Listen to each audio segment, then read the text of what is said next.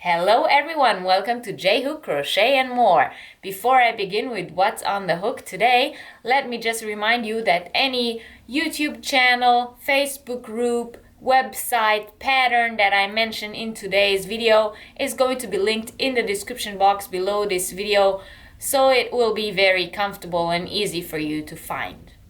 Before I begin, I want to open with an apology. In case you are one of my recent giveaway winners, your package is being shortly delayed, and here is why.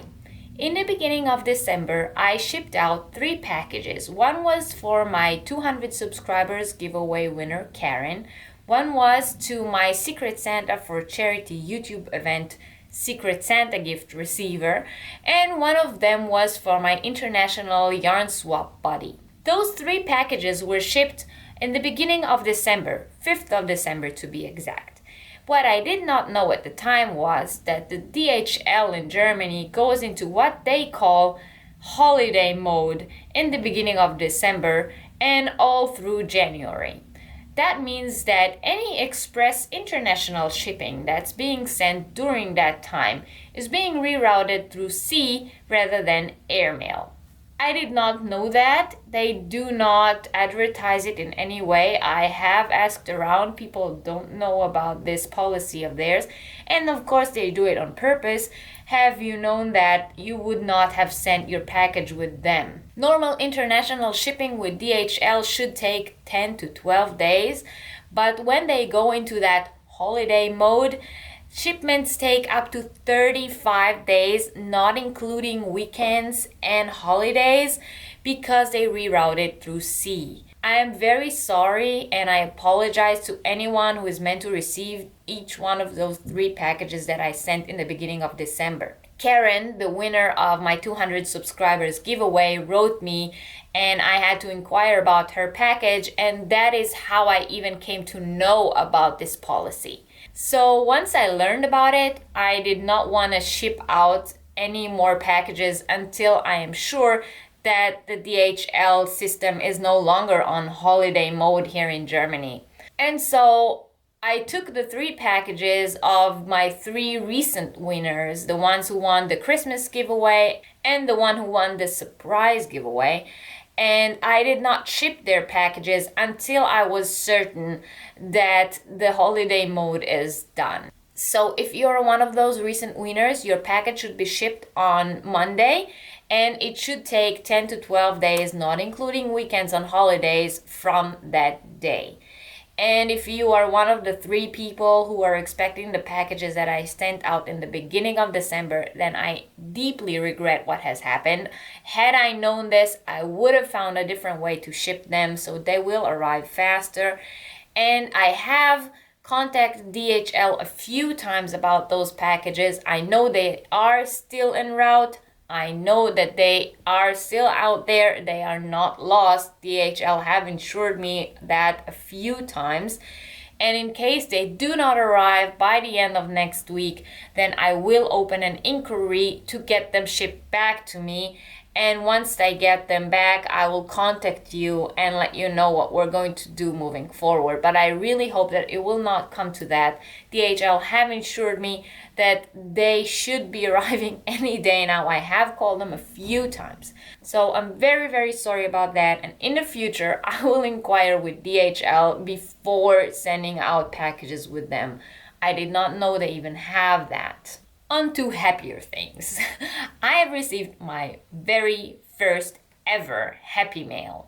This is a Christmas/New Year card that I got from Natalie at Natalie's Closet. Thank you very, very much, Natalie. I will not read what's inside it, but I will show you the card because it's beautiful. I hope you can see that on the camera, and I hope it's not reflecting too much in my light. But it has this beautiful snowy scenery, and it's very, very glittery, and I love it. So thank you very, very much, Natalie. I was really touched by this and I was very happy. I always see people opening Happy Mail on their channels. I never thought this would be me. So I'm very, very happy about this. This really made my day when I got it in the mail, and thank you. And now on to finished objects.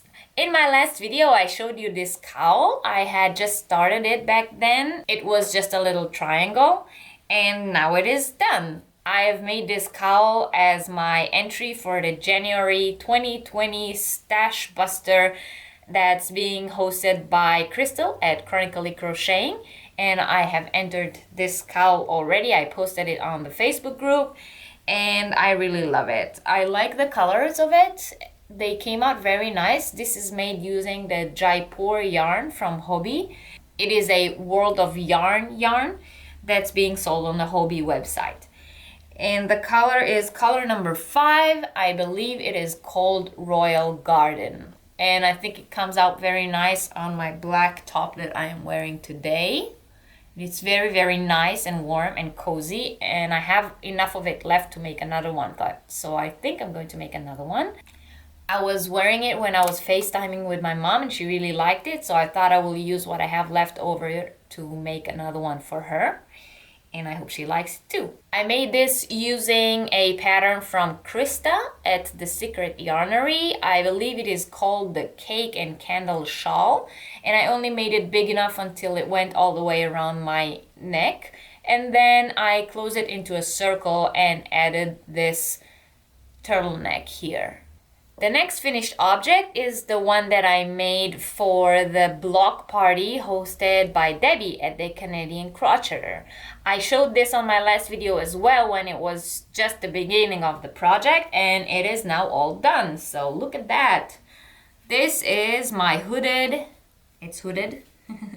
This is my hooded hexagon sweater. It's made out of 2 solid hexagons and 1 solid square that I then sewed on to make the hood. And that's it. And I'm going to post this as my entry on the Ravelry feed. I'm not going to post it on the other 2 platforms. I'm not sure. I know one of them is the Instagram, and I'm not going to post it on Instagram because I'm not on Instagram because I don't get Instagram. I'm sorry. If someone out there can explain to me the purpose or point of Instagram, then maybe I would be so keen as to open my own account, but I have not yet. So I'm going to enter this on the Ravelry feed. I already made a Ravelry project page for this, so I'm only waiting for the feed to open up so I can post it.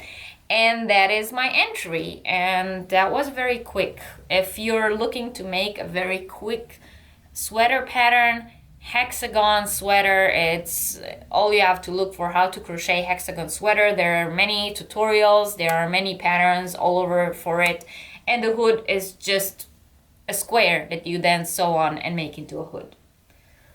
My last finished item for today is this reusable market bag. I have posted the tutorial for this on my channel just the other day. It is my pattern. I really like the way it came out, and the colors all come from the cake of yarn that I used. I did not change colors or anything while I made this, but you can. If you choose to make it, if you choose to follow my pattern, then you can pretty much use any 100% cotton yarn that you want. Colored, not colored, it's your choice, it's your design, but it is very easy to make. It took me 2 days to make this bag, and well, I guess if you sit down and crochet non-stop, then it will take you a lot less time. I just did not have time to do it all at once, and I had to film it while I did it, so it took me a little longer. I really like it. I already went yarn shopping with it, and I'm going to fold it into my bag and have it with me always so that whenever I buy something, it's handy. So this is my last finished object for today. I have one more finished object, but I cannot show it. It is my Ice Yarn 2020 challenge. Or is it the 2020 Ice Yarn Challenge? I'm not sure. It's hosted by Krista at The Secret Yarnery and Glenda from Creative Grandma. And it was originally made for ice yarn, and then later on I think it was modified for just any yarn that you want. Anyway, my scarf is done. I have also filmed it as a tutorial, so actually what I'm going to do is on 20th of January, I'm going to release my tutorial of how to make my 2020 ice yarn scarf, and then you could see the scarf that I made, and right after I show it I will have a tutorial on how to make it, if in case you want to make it yourself. I made mine using the ice yarn fireworks yarn that I showed last week, and I ended up choosing the pink and purple one to make the scarf. And so I have the second pack of ice yarn, which is exactly the same yarn, but it had different colors, and I'm thinking what to do with that. If you have any ideas, I'd love to hear about them. I have a few works in progress, but none that I can show right now, one of which is still my temperature blanket that I mentioned in my previous video, and I'm doing that and posting pictures of it on the 2020 temperature blanket Facebook group. If you want to see my progress on that, you can go in a group and check out the picture that I post every now and then. I am not bringing it up here because it's a bag full of a lot of yarn and I have all the different colors in there. So it is sitting downstairs with all those different colors of yarn in a very big bag where I normally sit and crochet. And that is my main work in progress at the moment. I have another cowl that I'm doing in the same method that I mentioned in my previous video. It's a knit cowl that you keep wetting your yarn as you go. I started another one of these using Wolong. That's another World of yarn that you can get on Hobbii. I will show it next time that I film. Once again, I did not bring it up with me. Now I have an exciting new thing that I tried for the first time this week. I took my first take on dyeing yarn by myself at home. Now I do not have any fancy equipment because I have not done it before, and I did not want to invest and buy new things for something that I'm not sure I like doing yet. So what I did was I watched a few YouTube videos and I read a little bit online about how you can dye yarn with things that you have handy at home, and I made my first 2 tries. So this was my first one. This is 100% wool, and I dyed this one using candy. And it has a little bit of yellows and greens and reds, and I know it's not showing very well on the camera because my light is very reflecting and the colors are not that vibrant. I did not have a lot of the candy, and the candy that I used apparently does not have that much color in it. So as it dissolved in the water, it came kind of like pastelic, and I did not mean for it to be that way, but I do like the finished product. I will put a few pictures here so that it's clearer to see what exactly I did and how exactly it came out. And that is my first ever try of dyeing yarn. And then I did a second batch and I dyed this beauty. I like the colors of it, and this is done using coffee and red wine. So these are 2 beautiful examples of how you can dye yarn at home with just things that you have handy. I did not have to buy anything special in order to make this. I just took some bare yarn that I had in my stash, and I took some candy, and I took some red wine and coffee, which is, I don't know, things that I normally have at home. And then these 2 came out. I think they came out very nice for my first ever attempt. I'm going to make a short attempt to crochet with this one, and I already have a pattern in mind for what I'm going to do with this one, and I hope that next time I film I can already show you things that I made with these 2 yarns, and then I could maybe do a short review of the whole process from dyeing to finish hanks of yarn to finished project. And the last thing I am planning to take part in the near future is a new CAL started by Hobbii. Now, I want to say a few things about this CAL. First of all, when Hobbii posted this for the first time, I was thrilled. The pattern looks amazing, and the designer that they used have done beautiful things in the past. You can go on her website and see previous things that she made. And obviously, I'm a big fan of Hobbii, so I thought this would be a wonderful idea. Now, in order to get the different parts of the CAL as it evolves, you have to sign up. You have to go on the website and sign in with your email, and then you're sign up for the CAL, and they will send you every week the new part of the CAL. However, Hobbii seem to maybe not quite grasp the amount of emails and notifications that they send out for the people who sign up for the CAL.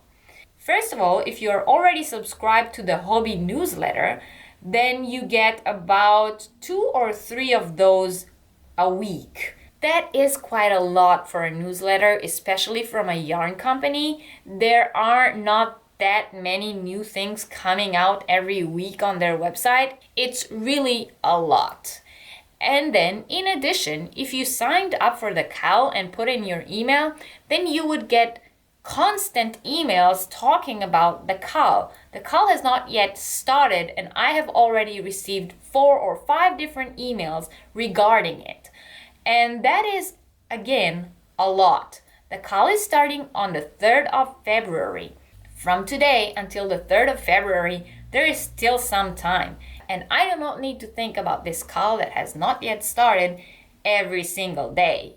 I do not need it. In addition, if you are on Facebook, they also ask you to sign up for the Facebook event. Then you have to go and say you're interested and go into the event page and say that you are going to each one of the separate dates in which the CAL is being released, so that you will get notifications from the Facebook event. However, once again, they constantly post on the event pages, causing you to get constant notification on Facebook from their event page as well. Okay, Hobbii, I get it. The CAL is starting on February 3rd. I should get my colors picked out. I have. Here they are. I picked out the Twister Lavender Fields as my main color, and you need 2 cakes for that, so I have 2 cakes of that.